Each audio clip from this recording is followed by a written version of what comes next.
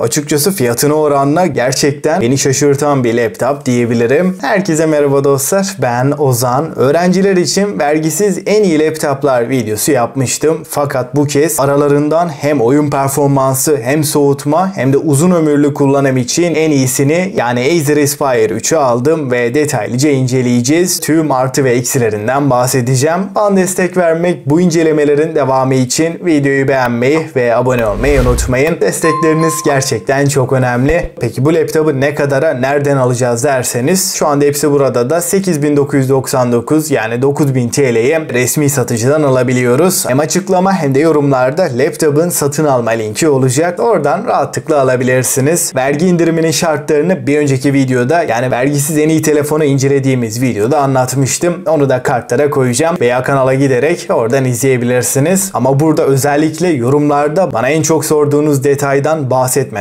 geçmeyeyim. Bilgisayarı alırken kredi kartının kimin adına olduğunun herhangi bir önemi yok. Yani annenizin babanızın kartıyla bu laptopu alabilirsiniz. Sadece e-fatura olması ve faturanın öğrencinin adına kesilmiş olması gerekiyor. Sonrasında GSB BİS sitesinden e-devlete girerek teknolojik cihaz desteği kısmına bu faturayı yüklüyoruz ve bilgilerimiz onaylandıktan sonra %16'sı vergi iadesi olarak kendi IBAN'ımıza yatırılacak. Şu anda sitede teknolojik destek kampanyası başlamadı yazıyor. Çünkü sitede teknik bir problem var ama bu kafanızı karıştırmasın. Şu anda bu laptopu aldığınızda sitedeki bu uyarı 2 haftada 3 haftada sürse hiç fark etmez. Şu anda bu laptopu aldığınızda kesin olarak vergi indiriminden yararlanacaksınız ve Acer Aspire 3 vergi indirimiyle 7490 TL'ye gelecek. Şimdi hemen kutu içeriğiyle başlayalım. Acer Aspire tamamen karton bir kutuyla geliyor. 45 Watt küçük bir adaptör ve laptopumuz kutudan çıkıyor. 2 adet USB 3.2, 3.5 mm kulaklık jackı, HDMI ve Type-C girişini görürken port sayısı uygun fiyatlı bir laptopa göre fazlasıyla yeterli. Tabi tamamen plastik bir kasayla karşılaşıyoruz. Ancak hissiyat olarak ucuz bir hissiyatı yok. Buradaki malzeme hem kapak hem de iç yüzeyde oldukça tok ve dayanıklı hissettiriyor. Touchpad boyutu ve tepkiselliği de başarılıyken 18.9 mm kalınlık ve 1700 gramlık ağırlığıyla hafif ve ince diyebilirim. Okulda, üniversitede veya bir kafeye giderken rahatlıkla yanınızda taşıyabileceğiniz ve çantanızda ağırlık yapmayacak bir laptop. Tasarım yönünde de gayet sade ve şık bir laptopla birlikteyiz. Acer ve Aspire detaylarını burada görebiliyoruz. Ön tarafta ekran çerçeveleri gayet ince tutulmuş ve arkadan da minimalist bir tasarımla geliyor. Ayrıca dışarıdan baktığımızda da metal, alüminyum bir laptop gibi hissettiriyor. Tasarım olarak özellikle de fiyatını oranla düşündüğümde ben gayet beğendim. Arka tarafta tam ortada havalandırma kanallarına yer verilmiş ve bu kanallar iç kısma doğru da devam ediyor. Laptopu tam olarak açtığımızda da alt kısım yukarı kalkıyor. Bu da soğutma performansını arttıran detaylardan. Alt tarafta da havalandırma ızgaralarını görebiliyoruz. En önemli kısım donanım tarafında bu laptopu rakiplerinden ayıran artısı